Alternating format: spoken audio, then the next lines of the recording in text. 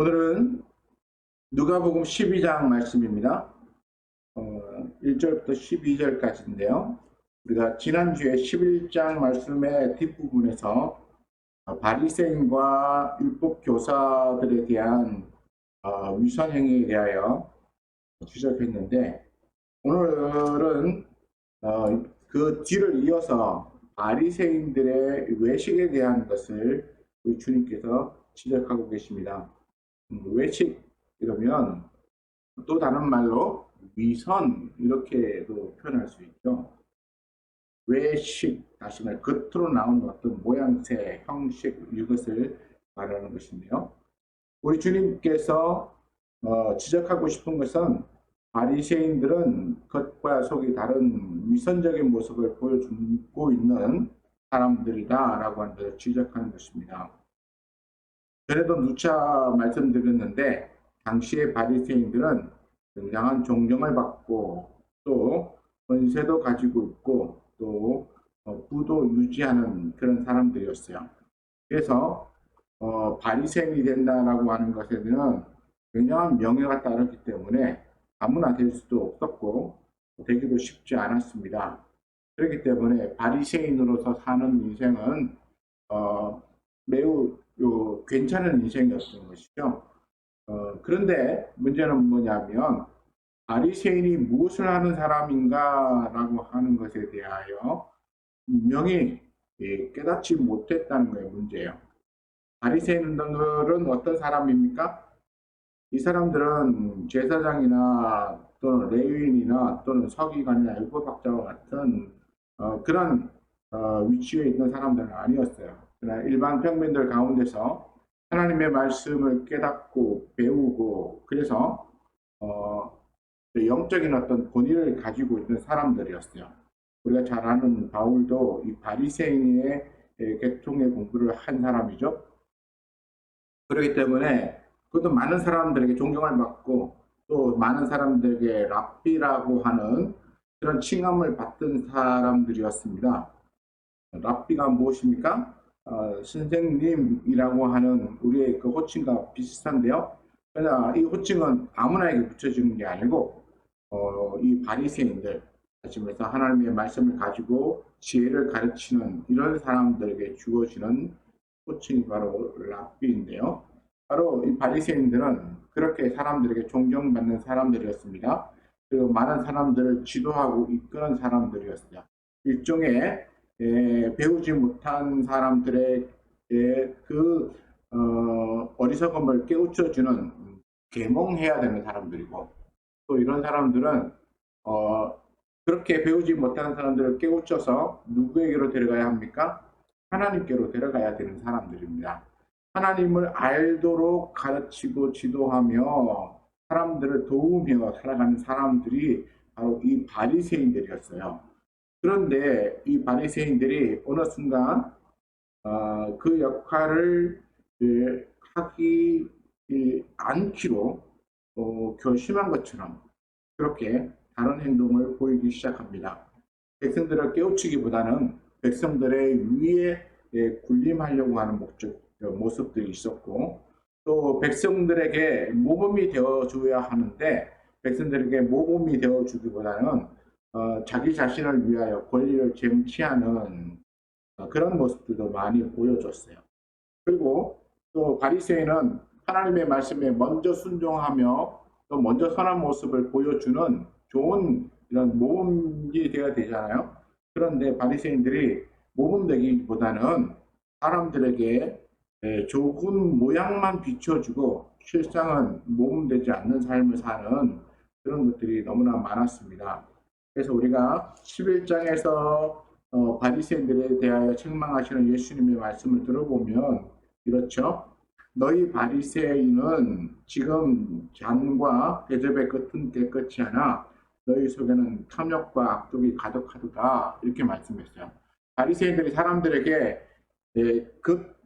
그리고 또 모양은 아주 깨끗하고 근사하게 보이게끔 치장했지만 그러나 그 바리새인들의 내면에는 탐욕과 악독이 가득하다는 것이죠. 바리새인들이 그 모양을 어느 정도 치장했는지에 대해서도 예수님이 말씀하시는데 이렇게 말씀하십니다. 11장 42절에 보면 화 있을진저 너희 바리새인이여 너희가 박하와 운양과 모든 채소의 11조는 드리되 이렇게 말하죠. 말씀에서 박하와 운양과 11조를 채소에 대한 11조를 하나님 앞에 드리는 거야. 모든 것에 대하여. 그러니까 지극히 아주 적은 양만 쓰는 이 박하 운양 같은 이 향신료조차도 하나님 앞에 11조로 드릴 만큼 그렇게 11조의 철저한 모습을 보였습니다. 그런데 예수님께서 지적하시기를 뭐라고 지적하시냐면 내가 이런 것을 11조로 드리지만 공의와 하나님께 대한 사랑은 버렸다. 다시 말해서 11조를 드리는 이 아주 헌신적인 모습처럼 보여지는 그 안에 진짜 왜 그 11조를 드려야 하는가라고 하는 그 정신을 버렸다는 거야. 우리가 11조를 하나님 앞에 드리는 이유가 뭡니까? 하나님 앞에 헌금을 드리고 또 하나님 앞에 헌신하는 이유가 뭡니까? 우리가 그냥 할 일이 없어서 그거 하는 거 아니잖아요. 하나님 앞에 이런 것을 하는 이유는 내가 하나님을 그만큼 사랑하고 하나님의 뜻대로 내가 순종하겠다라고 하는 그 마음이 있기 때문에 그런 모습으로 드러내 보여주는 거예요. 많은 사람들이 하나님의 말씀에 내가 순종합니다. 그래서 하나님이 그렇게 공의를 행하라고 했으면 내가 공의를 행하는 것이 옳다라고 그래서 선을 행하는 것이죠. 그리고 또 11조를 하라. 그 11조의 의미가 뭔지를 깨닫고 하나님께서 그 의미대로 11조 하기를 원하기 때문에 그래서 하나님의 뜻에 순종해서 하는 것이죠. 그런데 하나님에 대한 사랑을 저버린 사람들이 어떻게 11조를 올바르게 하겠습니까? 그리고 그 11조는 누구에게 드리는 것이라고 생각하고 하겠습니까? 이 바리새인들이 11조를 드릴 때 하나님께 드린다라고 생각하겠습니까? 아니죠. 이 하나님에 대한 사랑을 저버린 사람들이 하는 11조는 내가 이 11조 하는 모습을 다른 사람들이 봐주었으면 좋겠다는 거예요. 그렇죠? 다른 사람들이 봐주고 내가 얼마나 헌신적으로 또는 거룩하고 진실되게 이 종교 생활에 헌신하고 있는 사람인가를 알아줬으면 좋겠다라고 하는 그 생각 때문에 하는 거야. 그래서 내가 11조 하는 모습을 저 누가 봐줬으면 좋겠는데 그리고 봐주고 인정해 줬으면 좋겠는데 그러면 나는 하나님에 대한 사랑보다는 저 사람이 더 나에게 관심을 가져주는 것을 원할 거야. 그렇잖아요. 이런 얘기도 있습니다. 누군가의 눈에 들기를 원해서 그래서 그 사람의 눈에 들면 자기가 칭찬받고 또 이렇게 출세 또는 성공할 수 있는 길이 열려진다고 생각하는 사람들은 일을 하면서도 항상 그 사람이 보는 장소에서 일하죠. 그 사람이 이렇게 잘 볼 수 있는 곳에 가서 열심히 합니다. 그리고 또 그 사람이 올 때가 됐다 싶으면 그동안 놀다가도 막 열심히 해요. 그러나 그것에 관계없는 사람들은 어떻게 합니까? 그냥 오든지 안 오든지 열심히 해요. 그러면 어떤 일이 벌어지죠? 열심히 하던 사람이 막 열심히 하다가 쉴 때 그렇게 뭐 사장님이라든가 위에 있는 사람이 와서 보면 자네는 왜 이렇게 놀고 있나? 근데 눈치 보는 사람은 사장님이 올 것 같다 이러면 열심히 또 해요. 그러면 자네는 열심히 하고 있구만. 이런 일이 생길 수 있죠. 그러니까 보는 사람은 항상 모든 것을 볼 수 없어요. 보는 사람은 항상 모든 것을 정확하게 판단할 수 없어요. 그렇기 때문에 위선자들이 그렇게 보여주는 모습들만 보게 되죠. 그러니까 바리새인들이 하나님 앞에서 보여주는 것이 아니라 사람들에게 보여주려고 하는 이 행동들은 결국 그렇게 의도적으로 보여주려고 하는 사람들에게 보여지게 되어져 있어요. 그래서 보여지게 되어져 있는 그 모습은 그렇게 보여지고 그렇게 본 사람은 그렇게 인정하죠. 그래서 당시에 바리새인들이나 서기관들이나 율법학자들이나 제사장들이나 예수님은 그들을 향해서 이렇게 질타하고 그렇게 외식하지 말라고 책망하시는데 당시의 사람들은 그렇게 하지 않고 많이 존경했어요. 그 이유는 그들이 자기들이 보여주고 싶은 모습만 보여줬고 사람들은 어떤 면에서 보여주는 모습만 봤기 때문에 그런 일들이 벌어진 것이죠. 근데 오늘 예수님께서 12장 1절에 뭐라고 말씀하십니까? 제자들이 모인 자리에서 이렇게 말씀하시죠. 바리새인들의 누룩 곧 외식을 주의하라 이렇게 말합니다. 이 누룩이라고 하는 표현을 썼어요. 그리고 그것이 곧 외식이다라고 하는 것을 뒤에 이어 붙이셨습니다. 그것은 무엇일까요? 누룩은 어떤 의미가 있죠?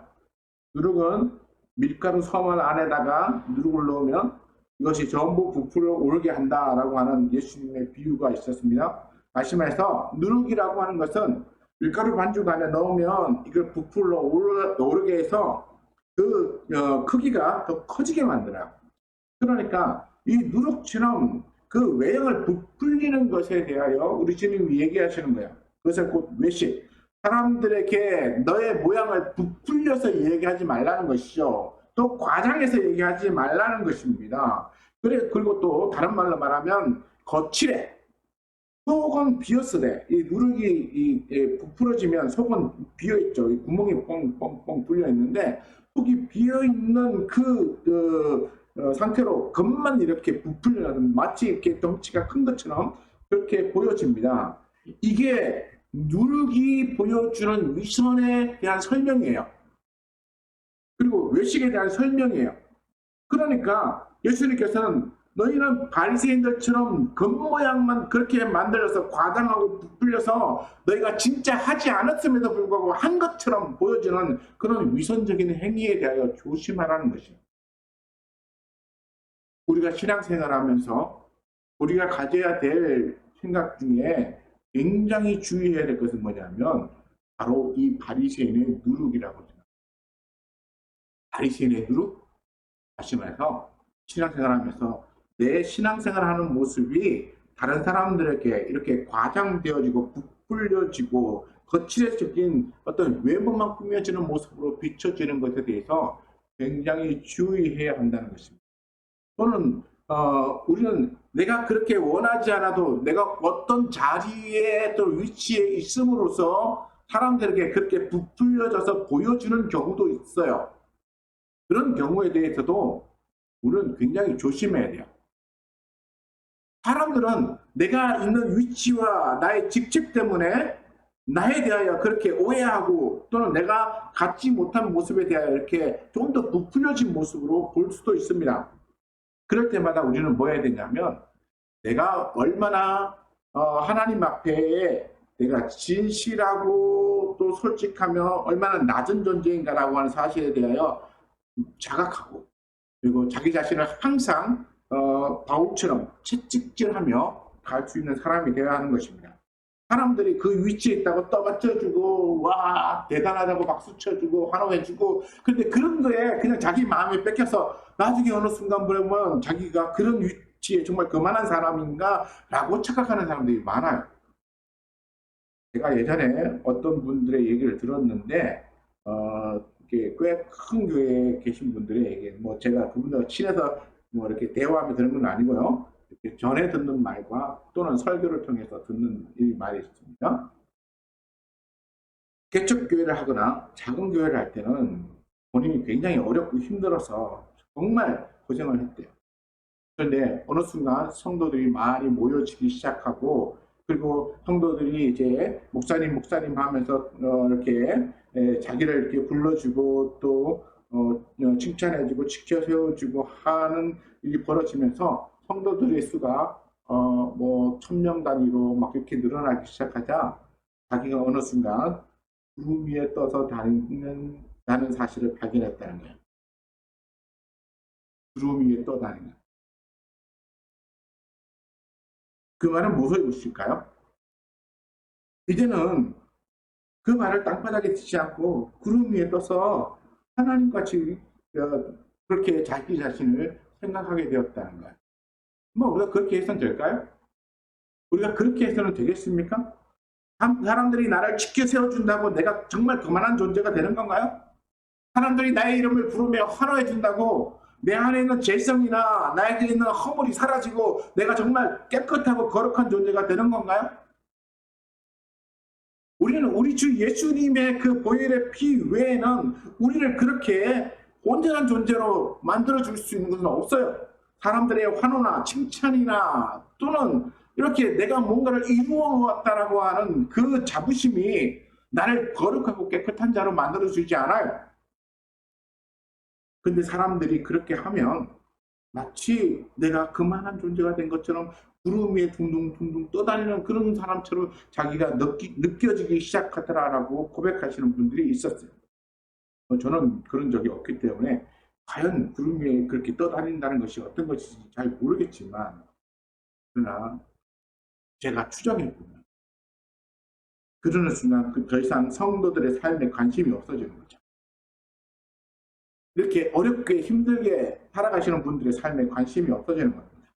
우리 주님이 오셔서 가난한 자, 병든 자, 또는 핍박받는 자, 사회적으로 고립된 자들, 이런 사람들과 함께 했던 그 모습을 생각해보면 우리 주님은 구름 위에 절대로 떠다니실 분이 아니셨어요.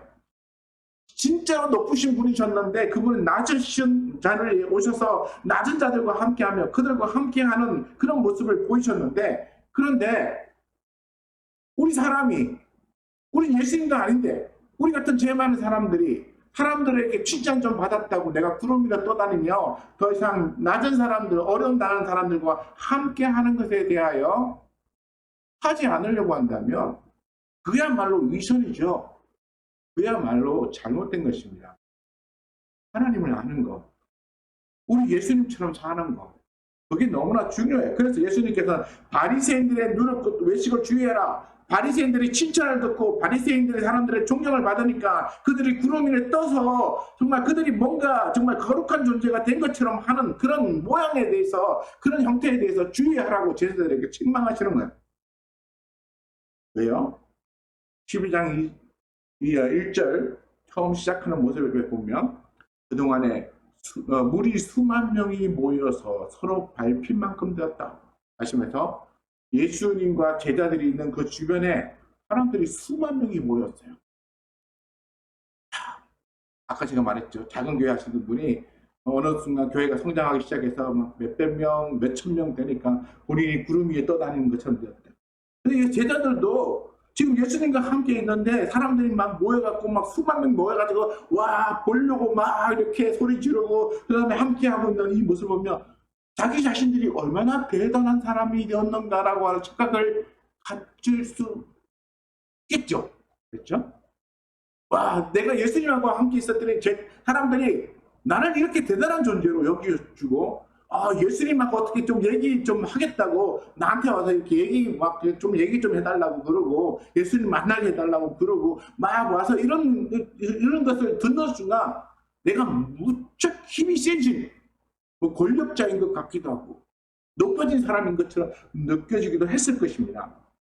그러니까 예수님이 제자들에게서 나타날 그런 현상들에 대하여 지금 미리 경고하시는 거예요. 제자들에게. 너희는 바리새인의 누룩 곧 외식을 주의해라. 바리새인들이 사람의 존경을 받고 구름 위에 떠다니는, 그래서 진실한 하나님의 종으로서의 역할을 잊어버린 것처럼 너희도 나를 따르다가 사람들이 너희를 존경하는 순간 내가 너희에게 가르쳤던 그 말씀의 진리를 잃어버리고 너희가 허통대로 가면 안 되지 않느냐. 그러니까 너희는 조심해라 라고 경고하시는 거야. 그러면서 이렇게 말씀하셨습니다. 이 나머지 2절부터 12절까지는 바로 이 1절에 대한 해석이에요.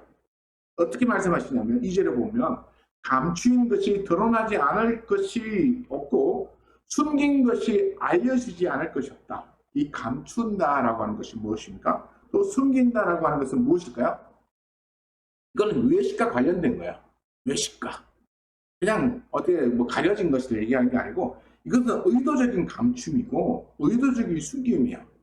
하시면서 다른 사람들에게 드러나지 않게 하려고, 다른 사람들에게 보여주지 않게 하려고, 그리고 자기의 좋은 모습을 과장해서 보여주기 위해서는 자기의 추하고 약한 모습들에 대해서는 감추어놓고 또 자신들의 욕심을 채우기 위하여 말했던 우리 탐욕, 그리고 또 우리 주님이 얘기해서는 악도, 이런 것들에 대해서는 다 감추어야 되잖아요. 그런 것들을 다 감추어놔야 자신의 좋은 모습이 보여지니까.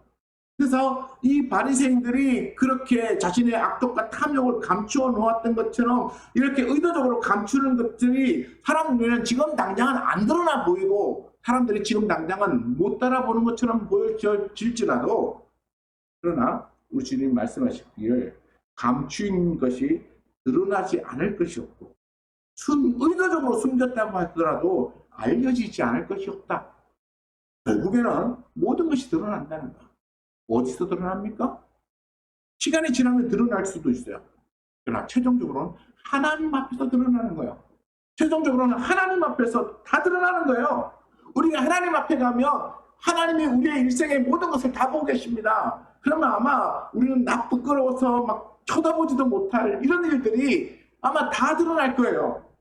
정말 그런 일이 없었으면 좋겠어. 지금도 뭐 부끄러워서 정말 천국에 가서 그런 일이 다 보이지 뭐 어떻게 그 앞에 서 있지. 우리는 그런 부끄러운 마음을 가질 수밖에 없는데요. 그래도 주님 앞에 가면 다 드러나는 거예요. 우리 주님 앞에 가면 하나도 숨길 수 있는 게 없다는 것입니다. 3절에 보면 너희가 어두운 데서 말한 모든 것이 광명한 데서 들리고 너희가 골방에서 길을 대고 말한 것이 지붕 위에서 전파되리라. 이 어두운 데서 말했다는 것은 무엇입니까? 또 골방에서 귀에 대고 말했다는 것은 무엇일까요? 사람들에게 들리지 않겠다는 것이죠. 앞에서는 보이지 않게 감추었지만 이분은 들리지 않게 소곤소곤 은밀하게 얘기하는 것조차도 광명한 데서 그리고 또 지붕 위에서 마치 외치는 자같이 그렇게 외쳤다는 거예요. 유대의 또는 이제 근동 아시아에 보면 이들이 좋은 소식이 있으면 뭐 하냐면 지붕 위에 올라가서 막 이렇게 소리치며 외쳤다고 해요. 이게 그들의 습관인데 이 지붕 위에서 전파된다는 게 뭐야? 지붕 위에서 동네 사람 들으라고 막 외치는 거예요. 그러니까 숨길 수가 없어요. 하나도 숨길 수가 없다는 거야. 결국에는 너희가 숨기려고 그리고 몰래 그렇게 자기들끼리만 알 거라고 비밀스럽게 얘기하는 것조차도 결국에는 다 드러난다. 바리새인들 너희요, 그렇게 사람들에게 너희의 그 탐욕과 악독을 감추고 있어도 다 사람들에게 드러날 것이고 하나님은 그걸 다 하신다. 그러니까 제자들에게 너희는 바리새인들처럼 그렇게 너희 자신을 감추고 속이고 사람들에게 너희 좋은 모습만 보여주려고 애쓴다 할지라도 결국에는 사람들이 다 보게 될 것이고 하나님이 다 드러낼 것이다. 그러므로 이런 외식에 주의해라. 하지만 주의하라는 게 뭐예요? 따라하지 말라는 거죠. 쫓아가지 말라는 거예요. 그리고 우리 주님이 이렇게 말씀하셨어요. 4절에 내가 내 친구 너희에게 말하노니 내 친구 너희 이렇게 부르셨대요. 굉장히 친근하게 부르신 거예요. 굉장히 이 제자들에 대한 신뢰를 보여주고 계신 겁니다. 그래서 내 친구 너희에게 말하노니 몸을 죽이고 이후에는 능히 더 못하는 자들을 두려워하지 말라. 여기서 몸을 죽이고 이후에는 능히 못한다라고 하는 것은 무엇입니까? 육신은 고통을 주거나 죽일 수 있어요. 권세 가진 사람들, 어떤 권세 가진 사람들입니까? 이런 사람들은 11절에 가면 이렇게 나와요. 사람이 너희를 회당이나 위정자나 권세 있는 자 앞에 끌고 가거든 이렇게 나오거든요. 여기 보면 회당이나 위정자나 권세 있는 자들, 바로 여기 이렇게 언급되는 사람들이 지금 4절에 나와서 너희 몸을 죽이는 자 이렇게 표현된다고 저는 봐요. 왜냐하면 우리 주님이 이어서 말씀하신 것이기 때문에.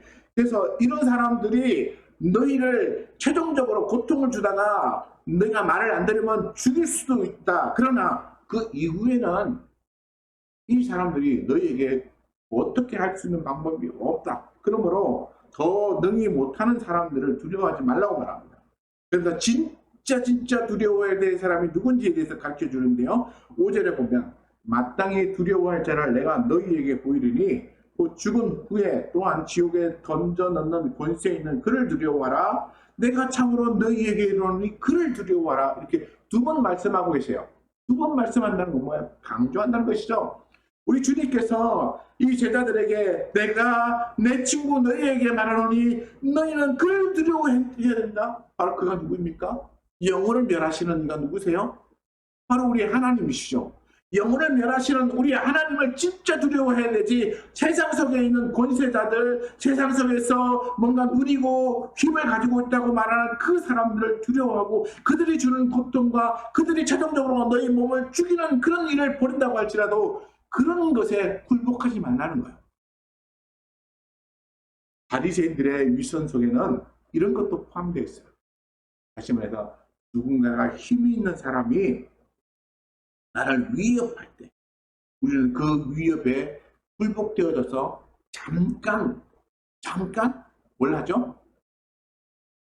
그냥 순간적인 위기를 모면하려고 거짓말을 하게 돼요. 그리고 순간적인 위기를 모면하려고 하나님보다 사람을 더 신뢰하고 따르기도 해요. 그런 것에 대하여 예수님이 말씀하고 계십니다. 그런 사람들을 두려워하지 말라. 너희가 그렇게 하나님을 두려워하는 것과 사람을 두려워하는 것 중에 어느 것이 진짜 두려운지를 깨닫고 그리고 그 진짜 두려워해야 될 일을 따르는 것이 옳은 것이다라고 말씀하고 계십니다. 그러면 사람들은 권세 있는 자들의 힘, 이 권세는 예수님 시대의 바리새인이나 서기관이나 이런 사람들만 해당되는 게 아니죠. 오늘날에도 많아요. 오늘날에는 특히나 이제는 죽이겠다 이런 것은 옛날보다는 많이 줄어들었지만 대신 요즘은 돈의 위력이죠. 돈으로 사람들을 막 옥죄입니다. 하시면서 뭔가 이렇게 권력자들하고 어울려서 지내서 권력자들에게 아부하는 사람들은 그 사람들에 의해서 한 자리 얻어갖고 돈을 이렇게 버는 것이죠. 그러나 그런 권력자들에게 배척을 당하면 어떻게 됐죠? 자리에서 쫓겨나는 거야. 그러면 사회에서 적응하지 못하고 돈을 벌 수 없기 때문에 그러면 굶주려서 고통당하게 돼요. 사람들은 요즘 물질이 이렇게 풍요해지고 이 문화가 발전된다고 해서 점점 좋은 것들 많이 만들어서 많이 쓰다 보니까 사람들이 많이 편리해졌어요. 근데 그 편리해진 게 무엇 때문에 편리해졌습니까? 돈 때문에요. 돈 때문에 편리해진 거예요. 그러면 사람들에게 고통을 주는 방법은 뭐예요? 이 편리하게 살았던 그 삶을 더 이상 편리하게 살지 못하도록 만드는 거예요. 그러려면 없애는 게 한 가지 있죠? 돈을 없애면 되는 거예요. 그 사람에서 돈을 없애면 그 사람은 편리하게 살던 그동안의 편안한 삶이 사라져버리기 때문에 고통받게 되는 거예요. 옛날에는 너를 죽이겠다 이러고 칼을 들어대고 막 형벌을 주고 막 이렇게 위협했지만 이제는 위협이 이걸 칼 들어대고 이렇게 하는 게 아니라 그 사람이 돈을 벌지 못하게 만들어주는 거야. 재정적으로 어려움에 빠지게 만들어주는 거야. 그리고 무슨 문제가 생기면 그 사람이 가지고 있는 돈을 법적으로 이렇게 탁 소송을 걸어가지고 탁 뺏어가게 만들어. 그럼 돈이 없어지는 순간 이 사람이 그동안 누려왔던 모든 것들은 다 빼앗기게 되는 거예요. 고통 속에 빠지게 되는 거예요. 요즘 현대에는 그런 방식으로 사람들을 괴롭히고 사람들에게 고통을 주는 거예요. 이럴 때 우리는 어떻게 해야 합니까? 우리의 돈을 빼앗아가서 그동안 우리가 누리던 편안하고 안락한 삶을 더 이상 살지 못하게 만드는 이런 고통을 주는 사람들에 대해서 우리는 어떻게 반응해야 합니까? 우리 예수님처럼 이렇게 말해요. 이렇게 말해야 돼요. 4절에 내가 내 친구 너에게 말하노니 몸을 죽이고 이후에는 능히 못할 자. 다시 말해서 너희 돈을 빼앗아가고 그리고 그 이후에는 능히 못할 자들을 두려워하지 말라. 너에게 삶의 고통을 주는 그런 자들, 그러나 그 이후에 그 너희 영혼에는 손을 대지 못하는 그런 자들을 두려워하지 말라. 진짜 우리에게 고통스러운 것은 우리의 돈을 빼앗아가서 우리의 삶을 고통스럽게 만들고 그리고 최종적으로 우리의 육신을 죽음에 이르게 만든다 할지라도 그들이 최종적으로 우리에게 두려운 존재가 아니라 우리의 영혼을 지옥에 던져넣는 바로 그런 권세를 가지신 우리의 하나님이야말로 진짜 두려운 존재다. 잠깐 살다가 떠나는 이 세상에서 우리는 그런 것을 누리고 그런 것을 붙잡기 위하여 고통스럽게 그리고 그 사람들에게 아부하며 위선적으로 따라가는 그런 존재가 되지 말고 하나님 바라보며 진실한 믿음의 사람이 되라 라고 말씀하십니다. 그러면서 제자들에게 위로의 말씀으로 한마디 던져주시는데요. 어떤 말씀입니까? 6절, 7절 말씀을 보면 참새 얘기가 나와요. 참새 5마리가 두 아사리온에 팔리는 것이 아니냐 이렇게 말해요. 아사리온이라고 하는 것은 이 동전인데 어떤 단위의 동전이냐면 우리가 한 데나리온 하면 하루의 품삯이라고 그렇게 알고 있잖아요. 근데 이 아사리온 하나는 이 데나리온을 16등분 했어요. 그러니까 데나리온을 이렇게 16등분 한 만큼의 가치를 가지고 있어요. 랩돈보다는 조금 더 가치가 있는 것인데 어쨌든 간에 데나리온보다는 16분의 1 정도밖에 안 되는 이제 아주 작은 가치의 동전이죠. 근데 이 동전 두 개가 참새 5마리를 살 수 있다. 이렇게 말하면 제가 인터넷을 찾아봤더니 어떤 분이 계산을 해놨는데 뭐 언제 계산했는지 모르지만 한 1600 얼마 하나 아사리온이 그렇대요. 그래서 1600 얼마 정도 되는데 이게 두 아사리온을 해서 하면 이게 5마리를 살 수 있다고 하니까 이 5마리 사는데 10,000원도 안 든다는 거예요. 10,000원도 안 들어요. 그러니까 이 참새 5마리를 사는데 가치가 10,000원도 안 되는 이게 아주 가치가 돈의 가치로 따지면 굉장히 낮은 존재예요. 그런데 그런 존재조차도 하나님께서 뭐라고 말씀하셨냐면 그러나 하나님 앞에서는 그 하나도 잃어버리시는 바 되지 아니하는 것. 그러니까 하나님께서 그렇게 두 아사리온으로 5마리나 사는 참새조차도 하나님께서는 결코 잃어버리지 않고 관심을 가지고 계신다라고 하는 거야. 그런데 7절을 보면 너희에게는 심지어 머리털까지도 세심받으신다. 진짜 우리 하나님이 내 머리카락 수가 몇 개인지를 세고 계신가? 뭐 이런 것을 논하는 어리석음을 가져서는 안 돼요. 그만큼 하나님이 우리에게 관심이 있다는 거예요. 하나님을 믿는 성도들에게 관심이 있다는 거예요. 참새 가치가 작은 존재에도 관심을 두신 하나님이 심지어 너희같이 존귀한 그 존재에게는 머리카락 하나도 다 세심받을 만큼 세밀한 관심을 갖고 계시는 분이시다라고 하는 것을 말해주고 있는 것입니다. 그래서 이렇게 말씀하시죠. 두려워하지 말라. 너희는 많은 참새보다 더 귀하니라. 5마리가 아니라 수백 마리, 수천 마리보다도 수만 마리를 갖다 준다고 해도 너희 가치가 그 참새보다 더 귀하다라고 말씀하셔요. 그러니까 막 고통, 절망, 어려움, 최종적으로 죽음에 이르는 그런 상황에 처해 있어서 그렇게 힘들게 산다 할지라도 너희는 너희 하나님이 너희에게 얼마나 관심을 많이 갖고 계신지를 너희가 기억해야 한다고 하는 것을 말해주고 있습니다. 그러니까 당시의 상황에 빠져가지고 내가 순간을 모면하기 위하여 거짓말을 하거나 사람들에 불복하거나 이런 삶을 살지 말고 하나님 앞에 진실함을 보이면서 오직 하나님에 대한 믿음과 신앙을 저버리지 말고 바리새인들이 그 겉모양은 화려하게 꾸미고 깨끗하게 꾸미고 그래서 마치 탐욕과 악덕이 없는 거룩한 자처럼 보여도 그러나 실상은 이 평토당한 무덤이라고 했죠.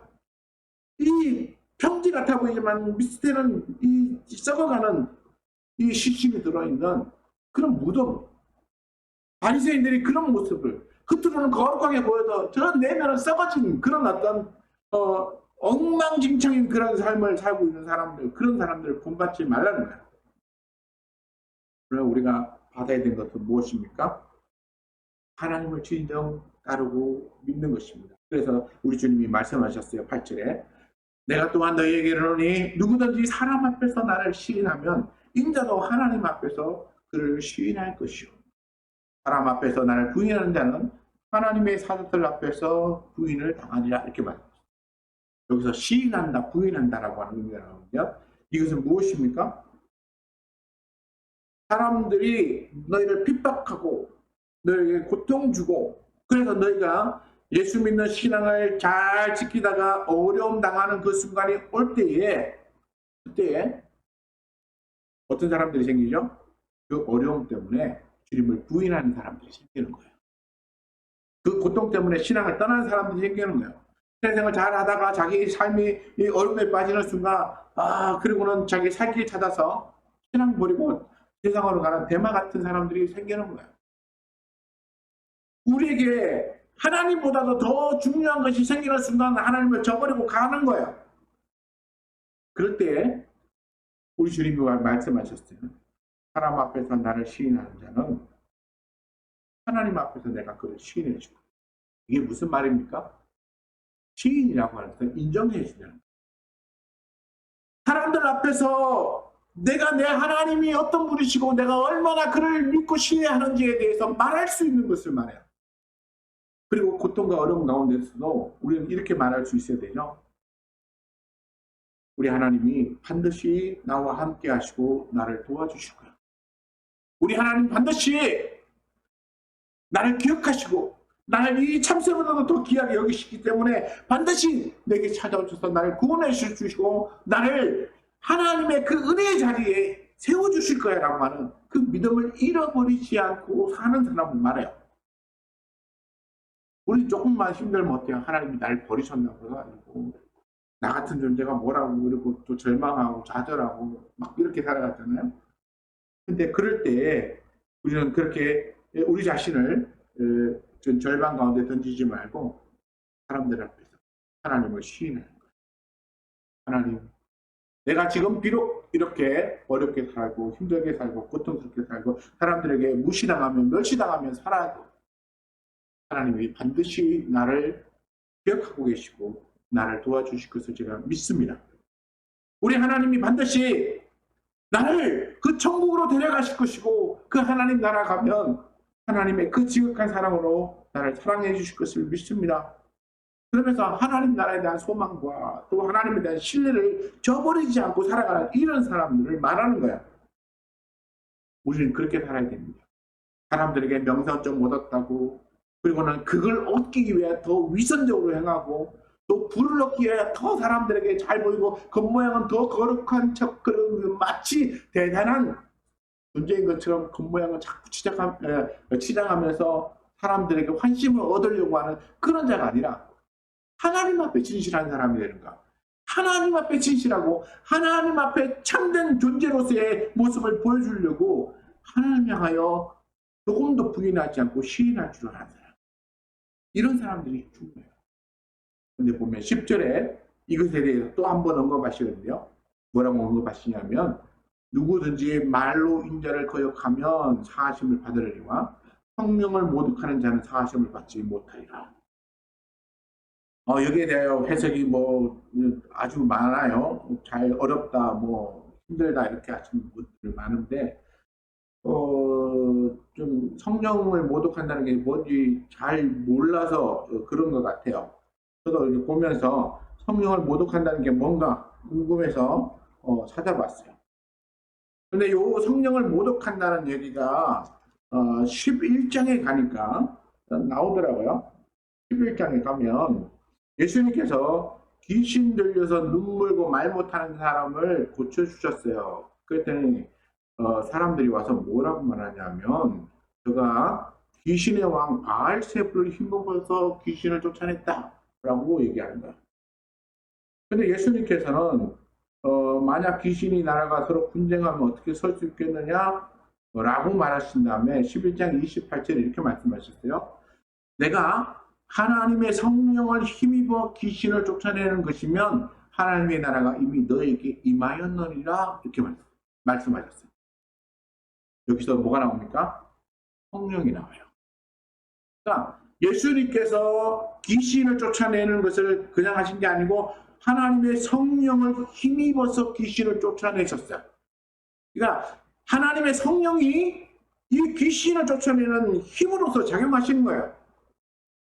그랬는데 그 성령을 뭐라고 말하고 있습니까? 바알세불의 힘이라고 말하고 있어요. 바알세불의 힘. 그러니까 성령을 귀신으로 바꾼 거예요. 하나님의 성령을 귀신의 왕 바알세불의 영으로 바꾸는 거예요.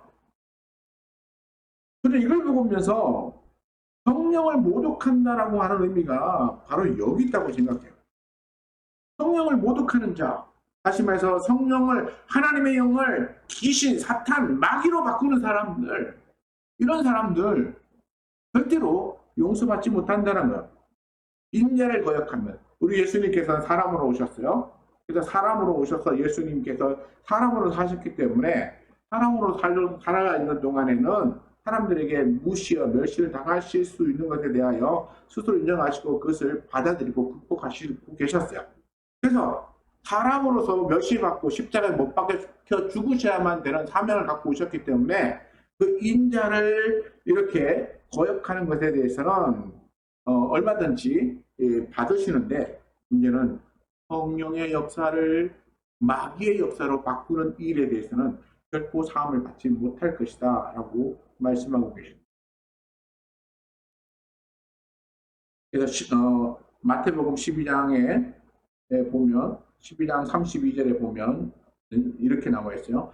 누구든지 말로 성령을 거역하면 이 세상과 오는 세상에서도 사함을 얻지 못하리라. 성령을 거역합니다. 성령의 역사를 부인하거나 거역하거나 하면 결코 사함을 얻지 못한다라고 말하고 있습니다. 그러면서 예수님이 마태복음 12장 33절에 뭐라고 붙여놨냐면, 나무도 좋고 열매도 좋다 하든지 나무도 좋지 않고 열매도 좋지 않다 하든지 하라. 그 열매로 나무를 아느니라. 이렇게 말했어요. 대체 이게 뭔 말인지 우리가 잘 이해를 못할 수가 있어요. 갑자기 왜 나무가 좋고 뭐 나쁘고 이렇게 나오는가? 이게 그거예요. 제가 해석한 바로는 이렇습니다. 예수님께서 귀신 들려 눈 멀고 말 못하는 사람을 고쳐주었어요. 그래서 귀신 들려서 눈 멀고 말 못하는 사람이 눈도 뜨고 말을 하게 되는 이 행위는 어떻습니까? 이 행위의 결과물은 선한 것이죠. 그리고 많은 사람들이 놀랍고 칭찬하는 일이에요. 그러니까 이 예수님께서 행하신 이 결과물은 좋은 열매예요. 근데 좋은 열매를 낸 예수님을 향해서 뭐라고 말합니까? 사람들이 그가 바알세불의 힘을 입어서 이런 일을 했다. 그러니까 그가 비록 좋은 일을 했지만 그런 귀신이야, 또는 귀신의 종이야, 이렇게 말하는 거야. 이걸 예수님께서 좋은 열매, 그러니까 나무도 좋고 또 열매도 좋다 하라는 말은, 좋은 열매 맺었으면 이 나무가 좋은 나무 아니냐. 그리고 나쁜 열매 맺은 나무를 보면 저 나무는 나쁜 나무다 이렇게 말해야지, 좋은 열매 맺었는데 나무는 나빠 이렇게 말하는 것은 잘못된 말이라는 거예요. 논리적으로 안 맞다는 것이죠. 사람들이 그렇게 말하는 거예요. 예수님이 했던 선한 행위에 대해서는 좋은 일인 줄 알고 인정하지만, 그러나 그가 귀신을 힘입어서 했기 때문에 그런 나빠! 라고 말하는 이런 위선적인 말은 얼마나 잘못되어져 있는가. 이게 성령을 거스리는 말이야. 모독하는 말이야. 선한 일을 했지만, 그러나 그것을 행한 존재는 마귀야. 이렇게 말하는 것이죠. 또 마가복음의 3장에 보면 이렇게 나옵니다. 제가 3장 28절과 29절 30절 읽어봅니다. 내가 진실로 너에게 이르노니 사람의 모든 죄와 모든 모욕하는 이런 사함을 얻되 누구든 성령을 모독하는 자는 영원히 사하심을 얻지 못하고 영원한 죄가 되느니라. 이는 그들이 말하기를 더러운 귀신이 들렸다 하매노라. 그러니까 이 예수님께 더러운 귀신이 들렸다라고 그렇게 말하는 것, 다시 말해 성령에 힘입어서 했던 일을 더러운 귀신이라고 말한 그것이 성령을 모독하는 것이다 라고 말하고 있다는 거야. 바리새인들이 왜 그렇게 말했을까요? 왜 그렇게 말했을까요? 자기들이 좀 더 드러나고 좀 더 인정받고 사람들에게 좀 더 추앙을 받아야 되는데, 예수님이 나타나셔가지고 이 귀신 들려서 말 못하고 또 귀신 들려서 눈먼 이 사람을 뺨하고 고쳐주셨어요. 그러니까 사람들이 어떻게 됐습니까? 예수님 주변으로 확 몰려가는 거야. 그리고 예수님을 칭찬하고 사람들이 하나님께 영광 돌리고 사람들의 관심이 예수님께로 몰려가니까 이 바리새인들이나 이 서기관들이나 이 사람들에게는 무슨 생각이 들었을까요? 위기감이 되는 거죠. 위기감. 그동안 내가 누려왔던 이 모든 것들이 저쪽으로 다 몰려가면 나는 더 이상 그런 권세도 얻을 수 없고 부도 얻을 수 없고 모든 것을 다 얻을 수 없어. 그러니까 그 다음에 뭐 해야 돼요? 저 사람에게, 예수님에게 가는 관심을 못 가게 꺾어야 되는 거야. 꺾어서 자기들에게 다시 돌려와야 되는 거야. 그러면 뭘 해야 돼요? 이 귀신 들려서 눈물고 말 못한 사람이 고침받은 것은 어떻게 할 수 없잖아요. 방법이 없잖아. 이 결과물에 대해서는 이걸 바꾸어서 사람들에게 이건 뭐 잘못된 거야라고 말할 수가 없어요. 그러니까 뭐를 비판합니까? 이걸 고친 사람을 비난하는 거야. 이렇게 사람을 치유해준 예수님을 비난하는 거예요. 예수님을 공격하면 예수님을 그렇게 나쁜 존재로 만드는 거예요. 그래서 사람들이 예수님에게로 와 몰려가다가 나쁜 사람이래. 그러면 다시 돌아오더라고. 그러니까 예수님을 비난하고 예수님이 그렇게 한 건 결국 하나님이 한 게 아니고 저는 귀신의 힘을 빌어서 한 거야. 저는 악마야. 악마의 종이야. 뭐 이렇게 막 사람을 비난하니까 그러면 자기들에게 이 사람들이 그 마음을 들켜 돌아오길 바라는 거예요.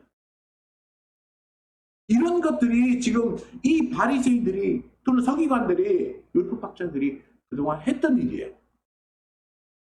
왜냐하면 사람들의 관심을 끌고자 사람들이 어떻게든 자신들에게 보여주고 자신들에게 뭔가 주고 자신들이 그것을 받아서 자신들이 더 많은 것을 누리려고 하니까 방해하는 존재에 대해서 비난하고 공격하고 그리고 그가 행하는 좋은 일조차도 나쁜 일이라고 그렇게 말할 수밖에 없는 거예요.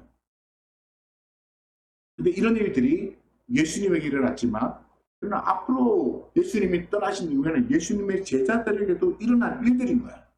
그러니까 예수님께서 바리새인들의 눈을 곧 외치고 주의하라. 너희가 이런 일을 당할 것인데 이런 일을 당하더라도 너희는 결코 그 믿음을 잃어버리지 말고 하나님 기록하라. 그래서 11절에 사람들이 너희를 회당이나 위정자나 권세 있는 자들 앞에 끌고 가거든 어떻게 무엇으로 대답하며 무엇으로 말할까 염려하지 말라. 마땅히 할 말을 성령이 곧 그때에 너희에게 가르치시리라. 너희가 그렇게 고난받고 어려움 당하더라도 두려워하지 말라는 거예요. 왜냐하면 성령이 함께 하시고 성령이 너희들에게 어떻게 말해야 될지 그들 가르쳐준다는 거예요. 위기에 빠진다고 해도 성령님께서 너희를 도울 것이다 라고 하는 것을 말씀해 주는 거예요. 어떤 경우에도 너희가 그 위기의 두려움에 빠져가지고 너희를 위협하는 이 사람들의 말에 끌려서 굴복하지 말고 그래서 앞에 뭐라고 했습니까? 몸을 죽이고 그 이후에 능히 못하는 자들 이런 사람들을 두려워하지 말고 너희가 너희 영혼을 지옥에 던져 넣을 수 있는 권세를 가진 사람을 두려워하라. 곧 하나님을 두려워하라.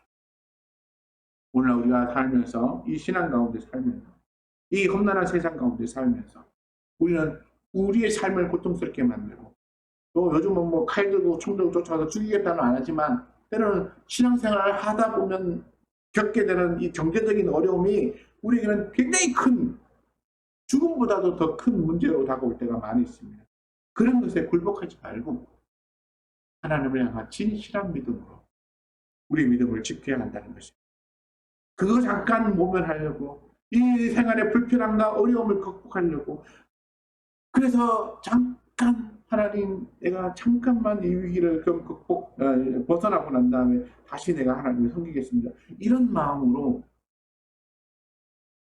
그렇게 외식하는 자가 되지 말라는 것입니다. 오늘 우리 신앙을 사시는 성도 여러분 이 세상에 살아가는 삶은 우리 주님이 말씀하셨어요. 그리고 우리에게 예비된 것은 영원하신 하나님의 나라라고. 우리는 아직 보지도 못하고 경험하지도 못했기 때문에 그것이 얼마나 대단한가라고 하는 것은 알 수 없지만 그러나 우리 예수님이 오셔서 그렇게 말씀하시면서 보여주고 계십니다. 바로 우리가 그런 믿음 가운데서 진실함이 살아야 한다는 것입니다. 그러므로 예수님의 말씀을 참 하나님의 말씀인 줄 우리가 믿는다면 우리의 믿음을 지키면 어려움을 극복하고 그리고 우리 하나님만 생각하고 하나님만 따라가는 믿음의 삶을 살아야 될 것입니다. 이 믿음에서 사시고 천국에서 같이 만나시기를 우리가 축원합니다. 기도하겠습니다.